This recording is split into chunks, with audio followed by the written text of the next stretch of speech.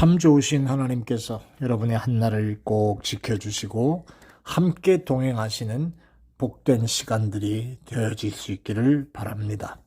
오늘도 말씀과 함께 하루를, 오늘은 산상수훈의 말씀을 계속해 가는 중에 마태복음 6장 14절로 15절에 있는 말씀을 가지고 말씀 묵상의 시간을 진행하려고 합니다. 여러분, 제가 한번 읽어드리겠습니다. 14절입니다. 너희가 사람의 잘못을 용서하면 너희 하늘 아버지께서도 너희 잘못을 용서하시려니와 너희가 사람의 잘못을 용서하지 아니하면 너희 아버지께서도 너희 잘못을 용서하지 아니하시리라. 아멘. 기독교를 가리켜서 사랑의 종교라고 하잖아요. 그럼 사랑의 뿌리가 뭘까요? 바로 사랑의 뿌리는 용서입니다. 하나님이 아들 예수 그리스도를 이 땅에 보내시고 십자가 위에서 죽게 하셨습니다. 세상을 이처럼 사랑하사 아들을 죽이시기까지, 그리고 그 아들을 죽이시면서 하나님께서 그 아들의 공로를 의지하고 나오는 자들의 죄를 용서하시는 용서의 모습입니다. 그러니까 용서가 없는 사랑은 결코 의미가 없습니다. 예수님이 보여주신 십자가 사랑도 결국은 용서지요. 우리의 모든 죄를 용서하시고 우리를 의롭다 하셨다는 거지요. 하나님께서는 어떤 사람의 죄도 용서하시는데 조건이 딱 두 가지가 있습니다. 오늘 본문에 나오는 말씀입니다. 하나는 뭐냐 하면 그 용서를 믿음으로 받아들이는 것이고요. 또 다른 하나는 나에게 잘못한 사람을 나도 용서한다는 겁니다. 이게 하나님께서 죄를 용서하시는 조건입니다. 하나님이 나의 죄를 용서하십니다 라고 하는 사실을 믿음으로 받아들이는 것, 그리고 또 하나, 나에게 잘못한 다른 사람들을 나도 용서해야 하는 것, 이게 하나님이 나를 용서하시는 조건이란 말입니다. 다시 한번 얘기를 해봅니다. 용서받을 자격이 뭡니까? 오늘 14절 15절에 너희가 사람의 과실을 용서하면 너희 아버지께서도 너희 과실을 용서하시려니와 그럽니다. 하늘의 아버지께서도 너희 과실을 용서하시려니와 어떤 걸요? 너희가 사람의 과실을 용서하면. 자, 그 다음 말이 뭡니까?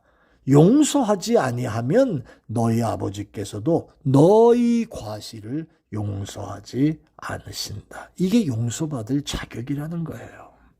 용서하면 용서받고 용서하지 않으면 용서받지 못한다는 거죠. 어떤 나라의 왕궁에 왕을 웃기면서 즐겁게 하는 어릿광대가 있었습니다. 그는 늘 우스꽝스러운 표정과 행동을 가지고 왕과 신하들을, 그들의 술자리를 즐겁게 해주고 여흥을 돋구는 그런 역할을 잘 했습니다. 그런데 하루는 그 어릿광대가 공놀이하다가 그만 실수로 왕이 가장 애지중지하는 도자기를 깨버리고 말았네요. 왕은 그 광대의 경솔한 행동에 너무 화가 나서 그냥 자기도 모르게 그 어릿광대를 사형에 처해라고 명령을 내렸습니다.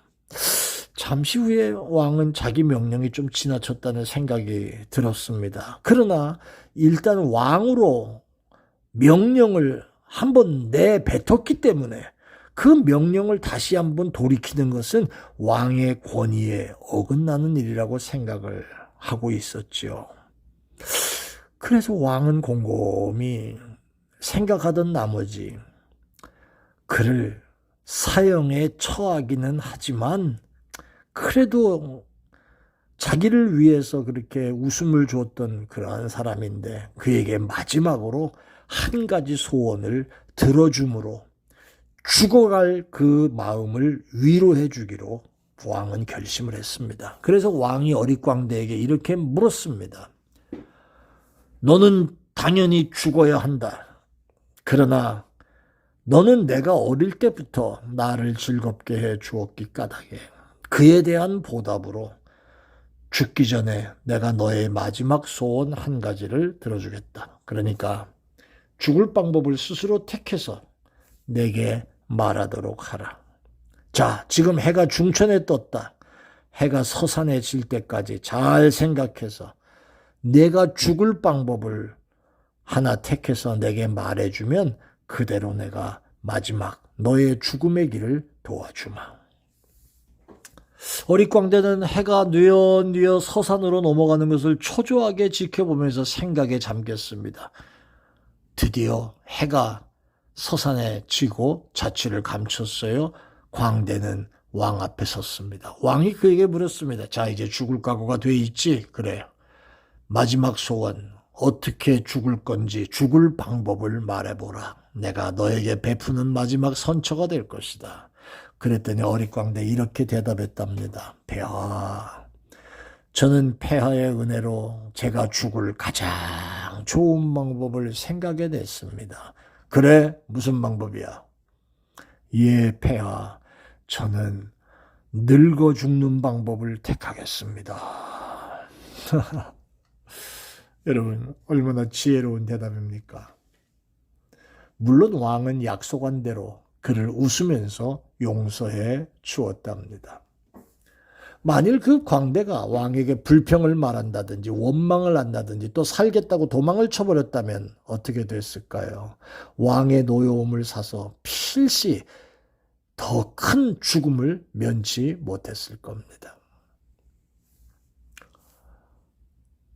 광대는 자기를 살리고 자기를 용서할 수 있는 권한이 오직 왕에게 있다는 사실을 알고 왕이 시키는 대로 왕의 말대로 해서 왕의 용서함을 받을 수 있었던 거지요. 여러분, 예수님은 우리들에게 말씀하십니다. 용서하면 용서받을 수 있고 용서하지 못하면 용서받지 못한다. 예수님 당시의 서기관들과 바리새인들, 유대인들의 마음은 참 강팍했습니다. 여러분, 그들은 용서하려고 들지 않았습니다. 요한복음 8장에 현장에서 간음하다 걸린 여자, 원칙대로 모세의 율법에 따라 그 여인을 정죄하고 돌을 들어서 여자를 돌로 쳐 죽이는 그런 일을 하려고 지금 시작하고 있을 때 예수님이 이렇게 말씀하시죠. 너희 가운데 죄 없는 자가 먼저 쳐라. 그 말씀에 그들은 양심의 가책을 받게 되고 돌을 내려놓고 슬그머니 다 도망갑니다. 예수님은 그 여자에게 이렇게 말씀하시죠. 나도 너를 정죄하지 아니할 테니까 가서 다시는 죄를 범하지 말거라. 용서해 주셨습니다. 그런데 서기관들과 바리새인은 율법의 중요한 사랑은 다 내다 팔아먹고 그리고 선하게 율법의 조항만 가지고 그 현장에서 간음하던 여인을 용서하려고 들지 않았습니다. 그 결과 자신들도 용서받지 못한 자가 되어버리고 말았습니다. 하나님께 나의 죄 용서하는 그런 은혜를 받고 싶으세요?